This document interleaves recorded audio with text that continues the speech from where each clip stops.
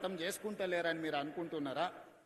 రాజకీయాల కోసం మాట్లాడాలి, ప్రజల మేలు కోసం మాట్లాడాలి, కానీ ఏమీ జరగొద్దు, అడ్డుకోవాలి, వీళ్ళు ఏమి చెయ్యొద్దు, వీళ్ళనేమి చెయ్యనియొద్దు అంటే ఇది ప్రజల పట్ల పగతో వ్యవహరించినట్టే.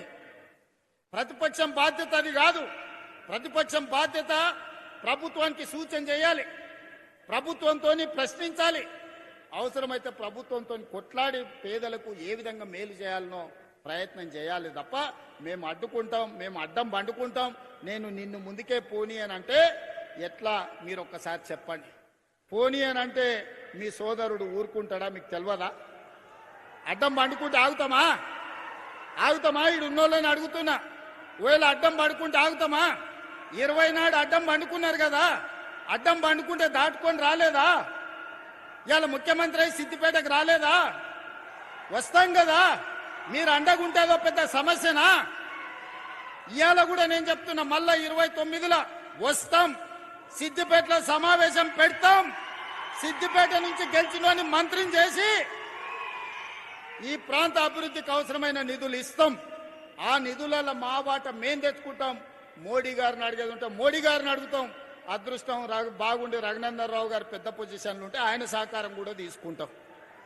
ఎన్నికలు వచ్చినప్పుడు చేసే పని ఎన్నికలప్పుడు చేస్తాం, ఓడగొట్టాల్సిన పని ఓడగొట్టేటందుకు చేస్తాం. ఒకవేళ మీరు అభిమానించి గెలిపిస్తే, పెద్ద కుర్చీ వస్తే మన రాష్ట్రానికి నిధులు తెస్తాం.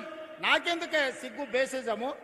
నేను రైతు పిల్లగాని ఊరు నుంచి వచ్చిన, కష్టపడి వచ్చిన, వ్యవసాయం అంటే తెలుసు, ఏ చెట్టుకి ఏ పురుగు పడుతుంది, ఏ పురుగు పడితే ఏ మందు కొట్టాలనో తెలిసినోని, తెలియకుండానే ఇంత దూరం వచ్చినా. ఏ చెట్టుకి ఏ పురుగు పట్టినా పురుగును వదిలిచ్చే తెలివితేటలు మీరిచ్చిండ్రు, దేవుడు ఆశీర్వదించిండ్రు. ఏ దానికి కూడా ఎవరు వెనక ముందు ఆలోచన చెయ్యకండి. ఈ ప్రాంతాన్ని అభివృద్ధి చేసుకుందాం. మా అధికారులకు సూచన చేస్తున్నా, సిద్దిపేటను ఏ మాత్రం వివక్ష వహించకండి, చూడకండి. సిద్దిపేట ప్రాంతానికి అభివృద్ధి నిధులు ఇవ్వండి. మిగతా నియోజకవర్గాలను ఏ విధంగా చూసుకుంటున్నామో సిద్దిపేట పట్ల ఎలాంటి వివక్ష చూపించాల్సిన అవసరం లేదు. ఇది తెలంగాణలో ఉన్న శాసనసభ నియోజకవర్గం. 119 శాసనసభ నియోజకవర్గాలను సమాన దృష్టితో చూస్తాం.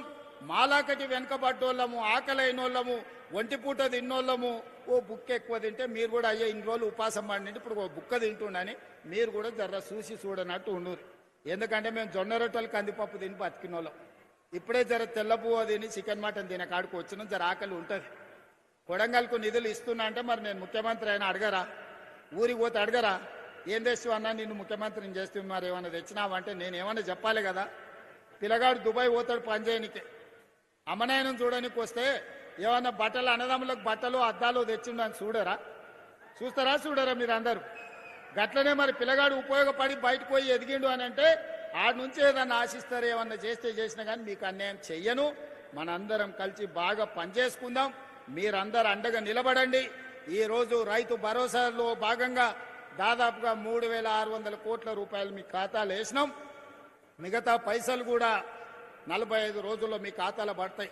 పోయినసారి మన దగ్గర నగదు ఉండే 9 రోజుల్లోనే 9,000 కోట్ల రూపాయలు రైతు భరోసా నిధులను మీ ఆయల్లో మీ ఖాతాలో వేసినాం.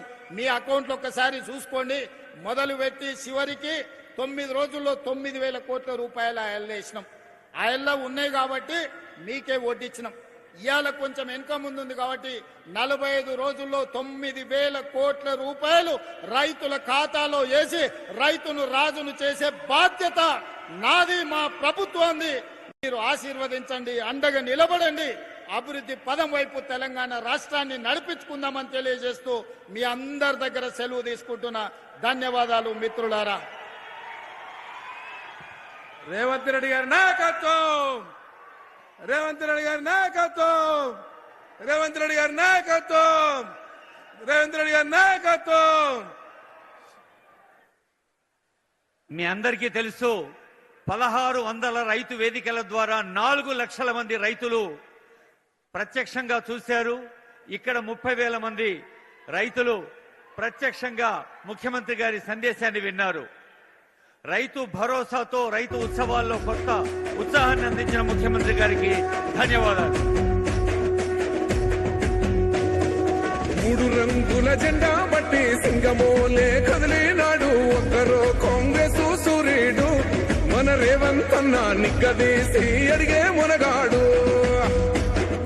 వీడు భూమిన వానైతాడు బీద సాదల ధైర్యం వీడు దొంగ దొరల భరతం పడతాడు మన రేవంత్ అన్న పేద ఇంటికి పండుగ తెస్తాడు సోనియమ్మ దివెనతోని రాహులన్న సైనికుడయ్యి పెద్ద కొడుకై యుద్ధం చెయ్య సిద్ధమాయే రేవంత్ అన్న 3 రంగుల జెండా పట్టి సింగమోలే కదిలినాడు ఒక్కరో కాంగ్రెస్ సూర్యుడు మన రేవంత్ అన్న నిగ్గదీసి అడిగే మొనగాడు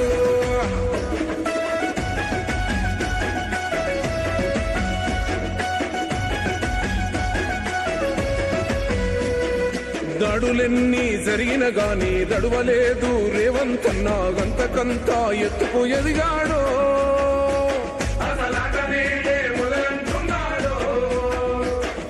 మొక్కనాడు పోలేదు ఒక్కడయ్యి కొట్లాడాడు అందుకే పెద్ద నాయకుడయ్యాడు